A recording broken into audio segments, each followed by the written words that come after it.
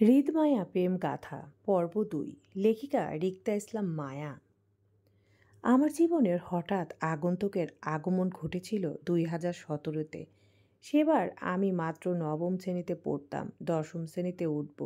ডিসেম্বরের ১ তারিখে আমার ফাইনাল পরীক্ষা ছিল, আর নভেম্বরের ২ তারিখ ছিল আমার জন্মদিন। বলা যায় মাত্র ১ মাস ছিল আমার পরীক্ষার। তাহলে বুঝতেই পারছেন, ফাইনাল পরীক্ষার মতো জটিল বিষয়টা মাথায় রেখেই ধেই ধেই করে নাচতে নাচতে আরিফ ভাইয়ের হাত ধরে চলে গিয়েছিলাম সেবার ঢাকা শহরে জন্মদিনটা স্পেশালভাবে পালন করার জন্য। হয়েছিল তাই। আমার জীবনের সবচেয়ে স্মরণীয় জন্মদিনটা ছিল ২০১৭-তে। আমার ১৬তম জন্মদিনে সেই দিনটার কথা আজও মনে করলে বুকটা মুচড়ে ওঠে তীব্র ভয়ে। উফ, কি ভয়ঙ্কর পরিস্থিতির শিকার হয়েছিলাম আমি সেই রাতে। অচেনা লোকদের সাথে, চেনা নেই জানা নেই, তারপরও হুট করে ওই লোকটার সাথে বেঁধে গেলাম। ওই দিনটায় যদি বড় লোকটা আমার চরিত্র নিয়ে কথা না বলতো, তাহলে হয়তো বিষয়টা অন্যরকম হতো। স্বাভাবিকভাবে আমি তাদের বোঝাতে পারতাম আসলে আমি সত্যিই বিপদে পড়ে ওনার কাছে সাহায্যের জন্য এসেছিলাম। কিন্তু তেমন কিছুই হলো না। উল্টো কলঙ্কের তকমা গায়ে মেখে ভয় দেখিয়ে বিয়েটা দিয়ে দিল একটা অপরিচিত লোকের সাথে, যার নামটা পর্যন্ত জানা নেই আমার, যাকে আমি সাহায্য করতে চাইলাম বিপদগ্রস্ত বলে। তার সাথেই আমার বদনাম রটিয়ে সোজা বিয়ে। ওই পরিস্থিতির কথা ভাবতেই গা শিউরে ওঠে আমার। জীবনে আমি এত জটিল আর স্মরণীয় মুহূর্ত দ্বিতীয়টা পাইনি, পাওয়ার কথাও না। বাপ ভাই আর পরিবারের ছায়াতলে বড় হয়েছি আমি, তাই কখনো সেইভাবে পুরুষ মানুষের সঙ্গে চলাফেরা ছিল না আমার, শুধু বাড়ির আপন পুরুষগুলো ছাড়া। এই যেমন চাচাতো খালাতো ভাই বোনেরা ছাড়া আর কি। আচ্ছা, যাই হোক, এবার আসি মূল কথায়। আমার যার সাথে বিয়ে হয়েছিল সেই লোকটাকে আমি রাত আঁধারে রাস্তায় ল্যাম্পপোস্টের হলুদ আলোয় দেখেছিলাম সে রাতে। তারপর আমাদের সাহায্যকারীর বাসায়, মানে আমাদের যে বাসায় বিয়ে দেওয়া হয় সেই বাসায়ও দেখেছিলাম লোকটাকে প্রদীপের মৃদু আলোয়। মানে কারেন্ট ছিল না সে রাতে। বেশ ঝড়ঝাপটা তুফান হয়েছিল বলে ওই এলাকায় বিদ্যুৎ সংকট ছিল। সেজন্যই মূলত কারেন্ট ছেড়ে ছোট একটা মোমবাতির অল্প আলোয় আমাদের দুজনের বিয়েটা দিয়েছিল কাজী সাহেব। আর ভাইয়াকে হারিয়ে ফেলায় কাজী সাহেবের হুমকি ধামকি, আবার অচেনা লোকটাকে নিয়ে ভয় টেনশনে সব কিছু মিলিয়ে আমার অবস্থা ছিল যা তা বলার বাহিরে। আতঙ্ক এতটাই ছিল যে ওই অল্প দেখার কথা ভুলে গিয়েছি আর কি। এমন না আমি ইচ্ছাকৃতভাবে চেহারাটা ভুলে গিয়েছি, তাকে মনে রাখতে চাই না বলে। আসলে সত্যি বলতে লোকটাকে আমি মনে রাখতে চেয়েছিলাম। এজন্যই সেদিন রাতে শেষ প্রহরে পালিয়ে আসার সময় ঘুমন্ত স্বামীর মুখটা আমি বেশ ভালোভাবে দেখেছিলাম। জীবনের শেষ দেখা ভুলে স্বামীর মুখটা স্মরণীয় রাখতে চেয়েছিলাম, কিন্তু ভাগ্য আমার সহায় হলো না। আমার ছোট্ট মস্তিষ্ক থেকে আস্তে আস্তে স্বামী নামক লোকটার ঝাপসা আলোর মুখটা ধীরে ধীরে বিলুপ্ত হয়ে যাচ্ছে। আজকাল স্বামীর মুখটা স্মৃতিচারণ করলেও তেমন কিছু আসে না মস্তিষ্কে, শুধু ধোঁয়াশা একটা মুখ ছাড়া। তবে লোকটার বডি ফিটনেস আর হাইটটা শুধু চোখে ভাসে, ওই একটু আর কি। ফ্রিতে তো লোকটার নামটাও জানা, জানি না যে স্মরণে রাখবো বা খুঁজে বের করব। কি এক বিয়ে হলো আমার, হঠাৎ হওয়া স্বামীটাও কেমন করে বিলুপ্ত হয়ে গেল আমার জীবন থেকে। ২০১৭ সালে হওয়া ওই ঘটনার পর বিগত ১ বছর ৫ মাস পর আবার আমার জীবনে এক নতুন মোড় নেয়। নবম শ্রেণীর পাশ করলাম, দশম শ্রেণীর এসএসসি পরীক্ষা দিলাম, রেজাল্টও বের হলো। মোটামুটি ভালো রেজাল্ট পেয়ে পাশ করলাম। ২০১৯ সালের দিকে কলেজে উঠব। যথারীতি আমার কলেজে ভর্তি হওয়ার চিন্তাটাও আমার বাপ ভাইয়ের উপর ছিল বরাবরের মতো। এতে অবশ্য আমার নিজস্ব কোনো মতামত নেই। রক্ষণশীল পরিবারের মেয়ে, তারা যেখানে বলবে সেখানেই ভর্তি হতে হবে আমাকে, তাই পড়াশোনার বিষয়ে কখনো মাথা ঘামাইনি। আমার সাথে অবশ্য এই দলে জুঁইও আছে, ওকে আমার ছোট চাচা আমার সাথেই ভর্তি করাবে, যেহেতু আমরা দুজন জন্মের পর থেকে একসঙ্গে হেলে দুলে বড় হয়েছি, পড়াশোনাও একত্রে করেছি। আমাদের আলাদা করা কারোর চিন্তাতেই আপাতত ছিল না, তাই সহপাঠী হিসেবে জুঁইকে পাবো এটাও নিশ্চিত ছিলাম আমরা। আচ্ছা, যাই হোক, পরিবারগতভাবে অনেক বুদ্ধি পরামর্শ করার পর বাবা আর ছোট চাচার আদেশ হলো আমাদের দুজনকে চট্টগ্রামে ভর্তি করবে। মানে আমাদের প্রথমে আরিফ ভাইয়ার ফ্ল্যাটে থাকতে হবে। পরবর্তী সময়ে যখন আমরা হোস্টেলে সিট পেয়ে যাব তখন আমাদের দুজনকে হোস্টেলে দেওয়া হবে, এমনটাই কথা রইল। হলোও তাই। ভর্তি পরীক্ষার জন্য ভাইয়ার হাত ধরে সোজা চলে গেলাম আশুগঞ্জ থেকে চট্টগ্রাম শহরে। আরিফ ভাইয়া তখন সবে মাস্টার্স করছিল। সেই বছরটাই তার লাস্ট ইয়ার ছিল। মাস্টার্সের ভাইয়া ফাইনালিস্ট ছিল। চট্টগ্রামের ভাইয়ার লেখাপড়ার সুবিধার্থে থাকলেও চট্টগ্রাম শহরটার সাথে আমাদের আত্মীয়তার সম্পর্ক ছিল আরও একটা। সোজা কথা বলতে গেলে আমার নানু বাড়ি আর আম্মুর নিজ বাড়ি, সেই হিসাবে প্রতি বছরই আমাদের যাতায়াত থাকতো চট্টগ্রাম। কিন্তু তারপরও আমার এই চট্টগ্রাম শহরটাকে আপন মনে হতো না। এখানে পড়াশোনা নিয়েও ছিল বেশ আপত্তি। আমার ইচ্ছা ছিল আশুগঞ্জ কোথাও ভর্তি হব। সেখানে আমার স্কুলের সহপাঠীরাও ছিল। তাদের ছেড়ে আসতে মন নারাজ। আমার এত এত নারাজগিতা চোখে দেখেনি কেউ, কানেও তোলেনি। ছোট মানুষ হওয়ায় পরিবারের বড়রা যা বলে সেটাই শুনতে হতো আমার। আমার আজও মনে আছে সেদিনকার কথা। আম্মুর আঁচল ধরে কি কান্নাটাই না করেছিলাম। উফ অফ, খাওয়া দাওয়া বন্ধ করে দিয়েছিলাম। গোটা একটা দিন কাঁদতে কাঁদতে বলেছিলাম চট্টগ্রাম পড়তে যাব না। তারপরও আমার এত বিদ্যুৎ শূন্য তুলে এক প্রকার বাধ্য হয়ে এসেছিলাম চট্টগ্রামে আরিফ ভাইয়ের হাত ধরে। প্রথম কয়েকদিন তোড়জোড় করে মন খারাপ চালিয়ে রেখেছিলাম বাড়ির সবার জন্য, যাতে একটু মায়াদয়া দেখিয়ে আমাকে এখান থেকে নিয়ে যায়। সবাই আমাকে হতাশ করলো। আমার ভীষণ রকমের মন খারাপের আব্বুর শক্ত মন নরম হলো না। আর না আমার এখান থেকে যাওয়া হলো। প্রচণ্ড অনীহার বুক ভরা কষ্ট নিয়ে আরিফ ভাইয়া আমাদের চট্টগ্রাম কলেজে ভর্তি করিয়ে দিল। আমাদের বাসা থেকে কলেজের দূরত্ব ছিল 10 থেকে 15 মিনিটের মতো। তাই রোজকার মতো ভাইয়া আমাদের কলেজে নামিয়ে দিয়ে তারপর সে নিজের ভার্সিটিতে যেত। আরিফ ভাইয়া নিজের পড়াশোনার পাশাপাশি একটা কোচিং সেন্টারে ক্লাস করা তো টিচার হিসাবে। আর আমরা কলেজ শেষ করে বিকালের দিকে আবার আরিফ ভাইয়ার কোচিং সেন্টারে যেতাম বই খাতা নিয়ে ক্লাস করতে। আমি আর জুই দুজনেই ছিলাম মানবিকের স্টুডেন্ট।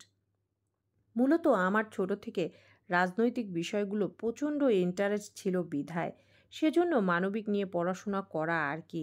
সত্যি বলতে রাজনৈতিক বিষয়গুলো থেকে রাজনৈতিক কূটনৈতিক বুদ্ধিগুলো আমার হেব্বি লাগতো। পুরো বাসার কাউকে না জানিয়ে নিজে নিজেই মানবিকে বিভাগে ঢুকেছিলাম নবম শ্রেণীতে। জুই অবশ্য সায়েন্স নিয়ে পড়াশোনা স্টার্ট করেছিল। পরে সায়েন্সের বইয়ের সাথে পেরে উঠতে না পেরে বাধ্য হয়ে সায়েন্স ছেড়ে মানবিক শাখায় আমার সাথে যোগ হয়।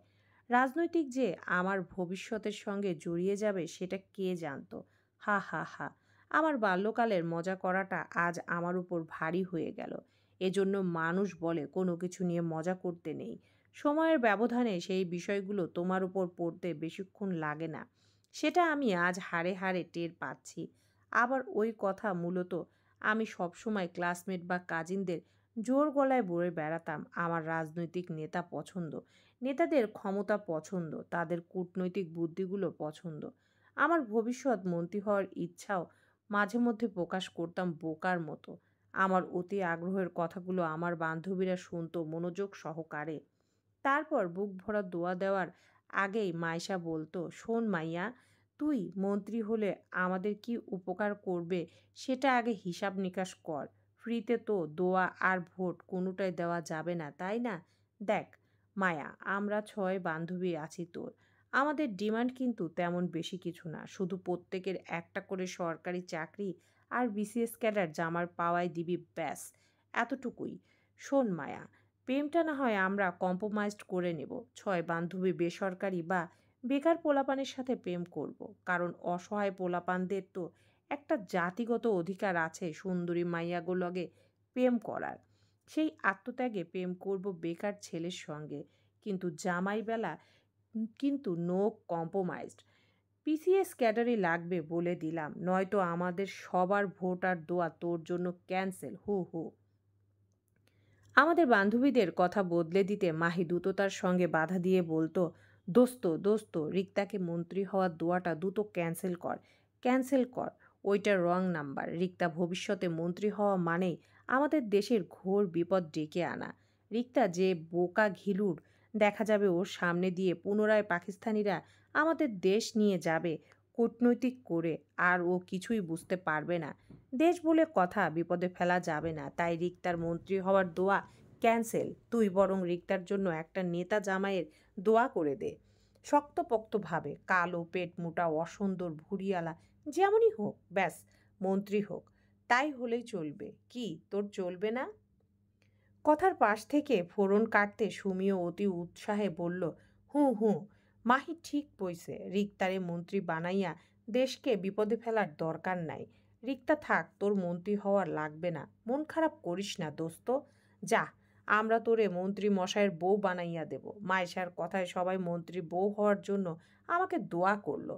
তোর মন্ত্রী মশাই অসুন্দর হোক, সমস্যা নাই, কিন্তু তাকে অবশ্যই রকচটা মন্ত্রী হতে হবে, যেন কথায় কথায় তোকে এমনি দু চারটে থাপ্পড় মারে ভালোবেসে। বেশ কৌতুক করে আমার ছয় বান্ধবীরা আকাশমুখী দুই হাত তুলে মোনাজাত করত আমার জন্য। বিশেষ রকমের খ্যাপাতো আমায়। মাঝে মধ্যে বোকার মতো খেপে যেতাম আমি ওদের উল্টাপাল্টা দোয়ায়। আবার মাঝে মধ্যে বেশ এনজয় করতাম যখন ভবিষ্যৎ মন্ত্রীর বউ বলে থাকতো আমায়। এই একটা কথায় কখনো আমি চটে যেতাম না, বরং ভালো লাগতো। পছন্দের রাজনীতি বলে কথা, এরকম একটা জামাই পেলে সমস্যা কি? বরং ভালোই লাগবে। মনে মনে যেন সব বান্ধবীদের দোয়া করা নিয়ে খুশিতে থাকতাম। তেমনি ভয়ে ভয়ে থাকতাম এই ভেবে যে আমার দেখা জীবনে একটাও ইয়াং নেতা ছিল না। সবগুলো নেতাই ছিল কেমন বুড়ে মোটা তাজা আর কালো ভুঁড়িওয়ালা বয়স্ক লোক। এখন বান্ধবীদের দোয়াতে যদি বুড়ো জামাই পাই, তো বুড়ো জামাই কি শুধু আমায় ধরে ধরে মারবে নাকি? আমার এইসব চিন্তায় জল ঢেলে গেল হঠাৎ হওয়া ওই বিয়ের পরপরই। আজ বছরখানেক হলো আমি কাউকে বলি না আমার রাজনৈতিক নেতা পছন্দ বা মন্ত্রী সাহেব পছন্দ। কেউ এই নিয়ে মজা করলেও চুপচাপ থাকতাম। বিয়ে নিয়ে আমার হঠাৎ চুপ থাকার কারণটা আজও কেউ ধরতে পারল না। পারবে কিভাবে? আমি কাউকে আজ পর্যন্ত আমার হঠাৎ হওয়া বিয়ের ঘটনাটা খুলে বলি না, এই ভয়ে যে বিয়ের মতো এত বড় একটা জটিল ঘটনা শুনলে সবাই আমাকে দোষ দিবে। তাছাড়া পরিবার যখন আমাকে এই বিষয়ে ব্যাপারে কিছু জিজ্ঞেস করবে বা বলবে, তখন আমি কি বলবো তাদের? আমার কাছে তো উত্তর নেই। সবার কানে এই খবর যাওয়া মানে আমাকে কেটে নদীতে ভাসিয়ে দেওয়া। আব্বুর ভয়ে আজ পর্যন্ত আমি জুঁইয়ের সাথে বিয়ের বিষয়টা শেয়ার করিনি। ভবিষ্যতে কখনো করব বলে মনে হয়ও না। কারণ আমার সেই সৎ সাহস নেই। আমি জানি না লোকটা কে, কে ছিল আর কাকেই বা সে রাতে আমি বিয়ে করেছিলাম। আব্বু এই বিষয়ে আমাকে কিছু জিজ্ঞাসা করলে আমি লোকটার নামটা পর্যন্ত বলতে পারবো না। এজন্যই মূলত চুপ থেকে গেলাম নীরবে। তাছাড়া আমি বিগত ১.৫ বছরের দুটো বিষয় লক্ষ্য করেছি। আগে বিয়ের শব্দটা আমার মাথায় আসলেই প্রথম ভয় পেতাম। কিন্তু আজকাল শুধু হতাশা কাজ করে নিজের মাঝে। স্বামী শব্দ নিয়ে। নাম-ধাম, ঠিকানা, পরিচয়পত্র কিছুই জানি না তার। যা একটু করে লোকটার ফেসটা মাথায় ছিল, দীর্ঘ সময়ের বিরতিতে তার আধো আধো চেহারাটা ভুলে যাচ্ছে দিনকে দিন। আমার কপালে কি আছে কে জানে। কিন্তু সেই মানুষটার জন্য আমার জীবন যেন থেমে আছে অদ্ভুতভাবে। আজও তার কথা আমার স্মৃতিতে গেঁথে আছে দৃঢ়ভাবে। নিশ্চিত বিয়েতে অনিশ্চিত স্বামীর দেখা ইহজীবনে পাব না বলে এটাও জানি। তারপরও লোকটা আমার মস্তিষ্ক জুড়ে বিচরণ করে। দীর্ঘ মনস্তান্ত্রিক বিষয়ে ভেবে দীর্ঘ নিঃশ্বাস ফেললাম। আমার জীবনের ফেলে আসা দিনগুলো আবারও একবার স্মৃতিচারণ করলাম। বিছানায় পা দুলাতে দুলাতে বুক ভারের নিঃশ্বাস ফেলে ঘাড় ঘুরিয়ে তাকালাম জুঁইয়ের দিকে। মেয়েটা সেই তখন থেকে সেজেই যাচ্ছে, থামাথামির নাম নেই। ১ ঘন্টার বেশি সময় হবে আয়নার সম্মুখে বসেছে সাজতে, তারপরও সাজ কমপ্লিট হলো না মেয়েটার। আজব বিরক্তিতে কপাল কুঁচলে আসলো আমার। জুঁইয়ের এত দেরিতে। আজ আমাদের কলেজে নবীনবরণ অনুষ্ঠান। আমাদের ক্লাস অবশ্য আরও মাসখানেক আগেই শুরু হয়েছিল, কিন্তু আমাদের নবীনবরণ অনুষ্ঠানটা একটু দেরিতে হচ্ছে, বিশেষ কিছু অতিথির জন্য। বলতে গেলে আমাদের কলেজের ফাউন্ডারদের জন্য। স্যারদের নাকি এই অনুষ্ঠানটা পেছাতে হয়েছে। এটা আমাদের সিনিয়রদের বলা কথা। ভাই, প্রতিষ্ঠানের ফাউন্ডার্স বলে কথা। তাদের জন্য ১ মাস কেন, চাইলে ৫ মাস পেছাতে কারো সমস্যা হবে না। আপাতত আমার মাথা ব্যথা নেই, কে আসলো কে গেল সেটা আমাদের দেখার কথা না। আমার বিষয় হচ্ছে এই মুহূর্তে জুঁইকে নিয়ে। মেয়েটা এখনো বিরতিবিহীন সেজেই যাচ্ছে। সামান্য একটা অনুষ্ঠানের জন্য এত সাজতে হবে কেন? আজব! এবার আমি বেশ চোটে রাগী গলায় বললাম জুঁইকে, "অসভ্য মাইয়া, আর কতক্ষণ আমাকে এইভাবে বসিয়ে রাখে সাজবি? সামান্য একটা অনুষ্ঠানের জন্য তোর এত সাজার কি আছে? তুই কি লাইন মারতে যাবি কলেজে? আরিফ ভাইয়ের কাছে বিচার দেব তোর নামে, দেখিস।" আমার চেতে যাওয়াতে তাড়াহুড়ো করে আয়নার সম্মুখে ঝুঁকে পড়ে লিপস্টিক লাগাতে লাগাতে বলল, "শুধু শুধু রাগিস কেন ঋতো? এই তো শেষ আমার আর অল্প।" জুই, এবার কিন্তু বাড়াবাড়ি করছিস। সত্যি আমার গরম লাগছে এই মরার শাড়ি পরে। তুই কি উঠবি নাকি আমি তোকে ফেলে চলে যাব ভাইয়ের সাথে? আয়নার সম্মুখ থেকে তাড়াহুড়ায় মেকআপের জিনিসপত্র গোছাতে গোছাতে ব্যস্ত ভঙ্গিতে জুই বলল, "সরি সরি বোন, এই তো আমার শেষ, চল দ্রুত, আমাদের দেরি হয়ে যাচ্ছে। অনুষ্ঠান শুরু হয়ে গেলে সিনিয়রদের প্যারায় পড়ে যাব আমরা।" আবার বলল, "চল চল।"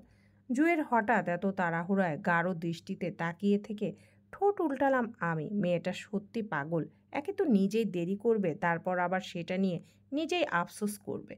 অদ্ভুত। শাড়ি পরেছি তাই রিক্সা ধরে সোজা কলেজ গেটে নামতেই চোখে লাগলো কলেজের ভারী প্যানেলের সাজসজ্জা। সেই সাথে কলেজের ছাত্রছাত্রীদের পরিপাটি পোশাক।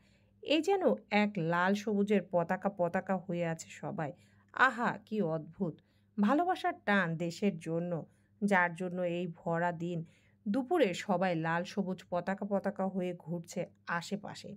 ছেলেরা সবাই লাল পাঞ্জাবি আর মেয়েরা সবাই সবুজ শাড়িতে আবদ্ধ। এই আবদ্ধ হওয়া থেকে কিন্তু আমরাও বাদ যাইনি। জুই আর আমিও দুজনেই সবুজ রঙা শাড়ি পরেছি। পার্থক্য শুধু একটাই, আমাদের শাড়িটা জামদানি। ভিতরে ঢুকে বুঝলাম আমরা মনে হয় একটু বেশি দেরি করে ফেলেছি। আমাদের আরও আগে আসা উচিত ছিল, কারণ অলরেডি অতিথি আসার সময় হয়ে গেছে। আমাদের পিছন পিছনে বিশেষ অতিথি আর প্রধান অতিথির গাড়ি ঢুকলো গেট ধরে। তার মানে এই কলেজের এরাই ভিআইপি। সেই সাথে এই কলেজের ওনার। ছাত্রী জনসভায় গিয়ে আমি বরাবরই পিছনের সারিতে বসলাম। যেহেতু দেরিতে এসেছি তাই আপাতত আমাদের জায়গাটা পিছনের সারিতেই হলো। আমার হাতে ফোন নেই। জুয়ের হাতে আরিফ ভাইয়ের একটা ফোন আছে। সেটা দিয়ে সে অলরেডি ছবি তোলা শুরু করে দিয়েছে। আমি বিরক্তি ঝেড়ে ঘাড় ঘুরিয়ে পিছনে তাকালাম গোল গোল চোখে। ততক্ষণ আমার দৃষ্টিতে ভিড়ল অতিথিদের জাঁকজমকপূর্ণ বেশ কয়েকটি সাদা কালো গাড়ির দিকে। গেট ধরে ভিতরে ঢুকছে তারা। সিনিয়র আপুরা ভাইয়ারা সারিবদ্ধভাবে দাঁড়িয়ে তাদের ফুল ছিটিয়ে বরণ করছে। সেই বরণে স্যাররাও দাঁড়িয়ে আছে হাতে ফুলের তোড়া নিয়ে। দূর থেকে অল্প স্বল্প চোখে লাগলো আমার ৩টা গাড়ি থেকে ৩জন মানুষকে বের হতে দেখলাম। ধবধবে সাদা পাঞ্জাবি পরিহিত অবস্থায় একজন বৃদ্ধ আর বয়স্ক টাইপের লোক, সাদা পাকা দাড়ি আর চুলে ভরপুর ওনার। দ্বিতীয় জন অর্ধবয়স্ক হবে, বয়সটা ৬০ ঊর্ধ্ব হবে ওনার। চুলগুলো দূর থেকে বুঝতে পারছি না কতটা পাকা হবে, তবে তৃতীয় জনকে চোখে লাগার মতন ছিল। দূর থেকে এক ঝলক দেখেই বুঝতে পারলাম শতনারী তাদের স্বপ্ন হতে বাধ্য এই পুরুষ। আহা! এই বুঝি সেই পুরুষ যাকে নিয়ে বিগত ১ মাস ধরে গুঞ্জন শুনছিলাম কলেজের সিনিয়র আর আমার ক্লাসমেট মেয়েদের মাঝে। হতে পারে অস্বাভাবিক কিছু না। সুন্দর পুরুষদের নিয়ে মেয়েরা সুন্দর সুন্দর স্বপ্ন দেখবে, এটাই স্বাভাবিক। আমি বিবাহিত না হলে এই মুহূর্তে আমি লোকটার প্রথম ঝলকে ক্রাশ খেয়ে বাঁকা হয়ে যেতাম। কিন্তু বিবাহিত মহিলাদের তো পরপুরুষ দেখা পাপ। এখন আমিও লোকটার দিকে নজর দিলে পাপ হবে নিশ্চিত। তাই গোমুট নিঃশ্বাসে সভ্যসুলভ দৃষ্টি সরিয়ে নিলাম লোকটার থেকে। ঠিক হয়ে বসতে বসতে দেখলাম লোক ৩জনকে প্রিন্সিপাল স্যার সহ বাকি স্যাররা এগিয়ে নিয়ে যাচ্ছেন তাদের কক্ষর দিকে। পেছন পেছন সিনিয়র ভাইয়ারাও আছেন। আমি এবার ঘাড় ঘুরিয়ে সোজা হয়ে বসলাম, কারণ ওনারা সবাই এবার হয়তো আমাদের সামনে এসে বসবেন স্টেজের আসনে। আমার মনোযোগ খালি আসনের দিকে। সিনিয়র ভাইয়ারা কত ছোটাছুটি করছে অনুষ্ঠানটা সামলাতে গিয়ে। এই গরমে এক একজনের ঘেমে নাজেহাল অবস্থা। লাল পাঞ্জাবি ঘেমে পিঠদ্বয়ে লেপ্টে আছে। তাদের প্রধান অতিথি বিশেষ অতিথিদের দেখার জন্য অল্প স্বল্প কৌতূহল ছিল আমার, কিন্তু আমার মনোযোগ সব নষ্ট হয়ে পেটে হঠাৎ গোতা খাওয়ার কারণে।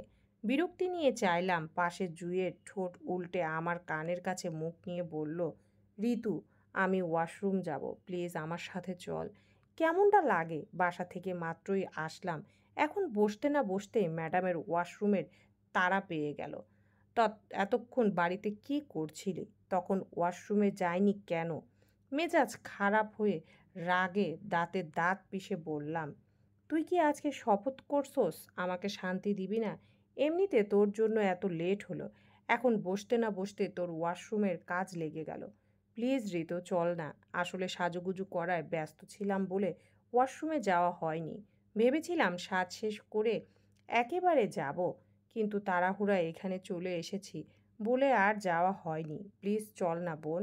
গুড, ভেরি গুড, ভালো কাজ করেছিস। তখন যখন ওয়াশরুমের কাজ চেপে সাজুগুজুর কাজ চালিয়ে যেতে পারছিস, তাহলে এখনও চেপে যা।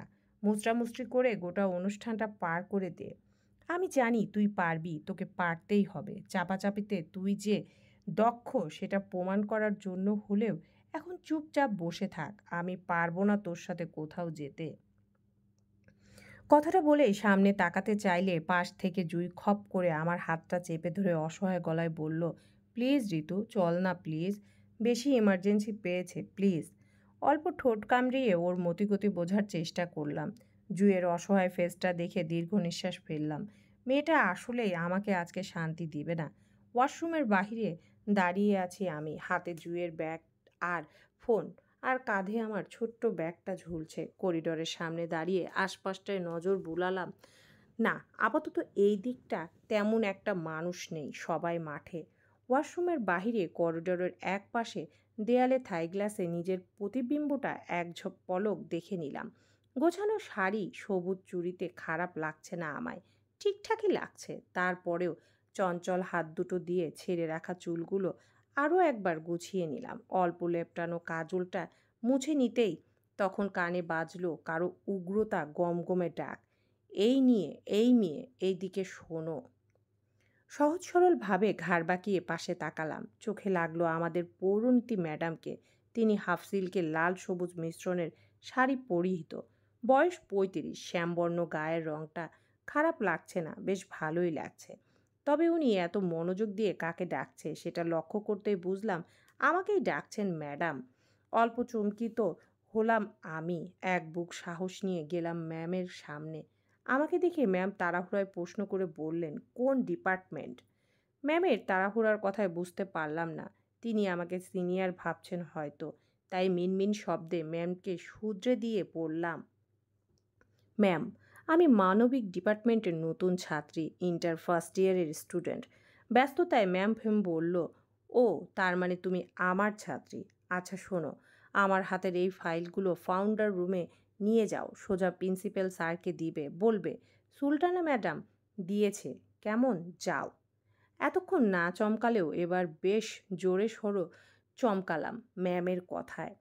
ফাউন্ডার স্যারের রুমে যাব মানে? সেখানে তো এই মুহূর্তে সবাই বসে আছে। আমি যাওয়া মানে নির্ঘাত ভয়। এত বড় বড় মানুষদের মাঝে আমি ছোট মানুষ হয়ে কেন যাব? উফ অফ, আমার তো এখনোই ভয়ে কাঁপছে বুক ডিপ ডিপ করে।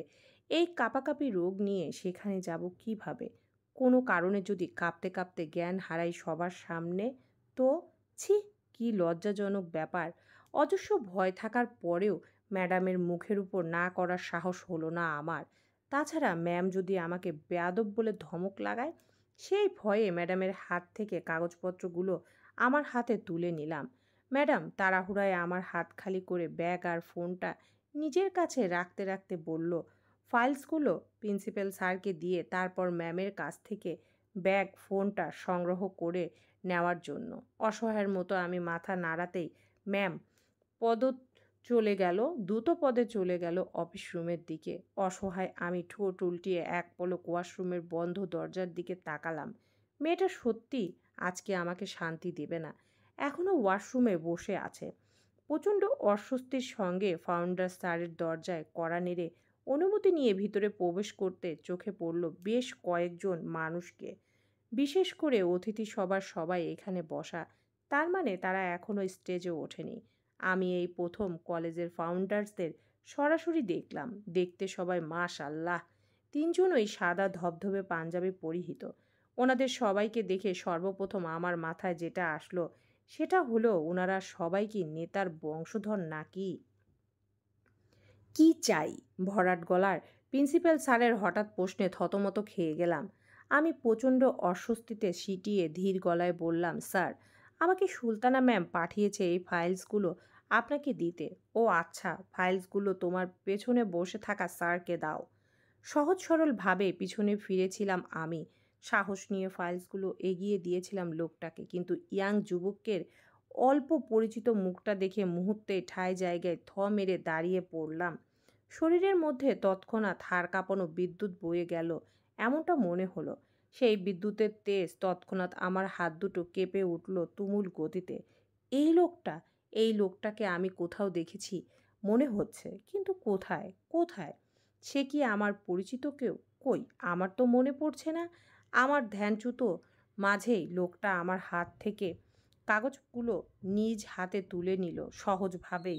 আমি যে ওনার দিকে ড্যাব ড্যাব করে তাকিয়ে আছি সেদিকে উনি এক পলক চোখ উঁচিয়ে তাকালো না পর্যন্ত।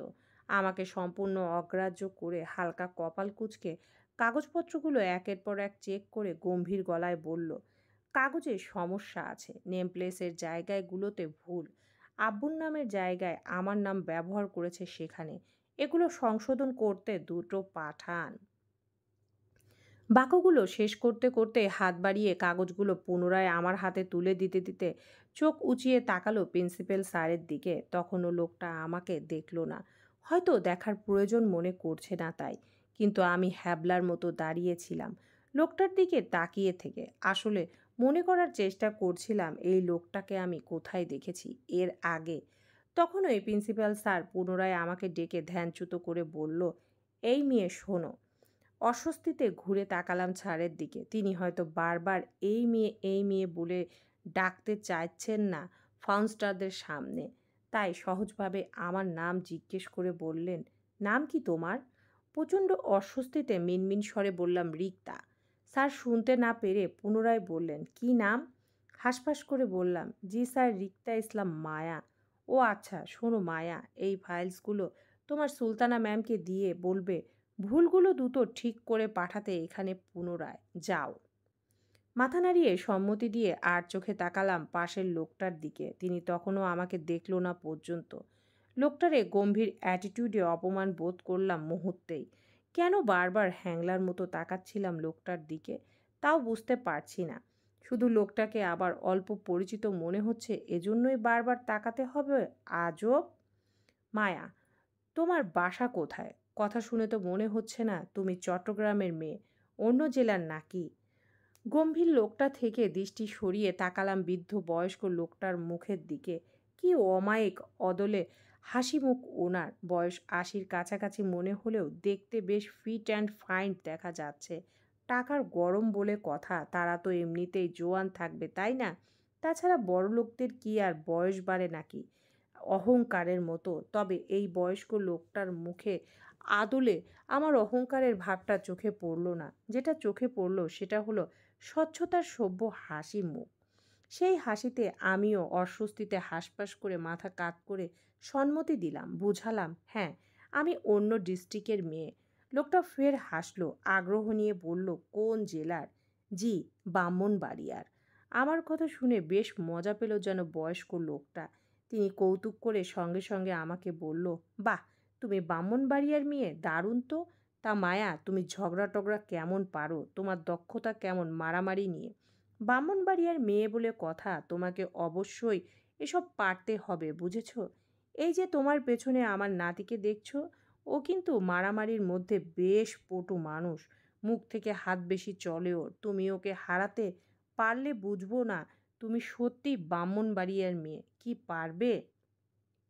লোকটার মজা কথায় প্রিন্সিপাল স্যার সহ সবাই হেসে উঠল। আমি প্রচণ্ড অস্বস্তিতে হাঁসফাঁস করে মাথা নত মস্তিষ্কের আর চোখে ওনার নাতির দিকে তাকাতেই চোখাচোখি হয়ে গেল দুজনার।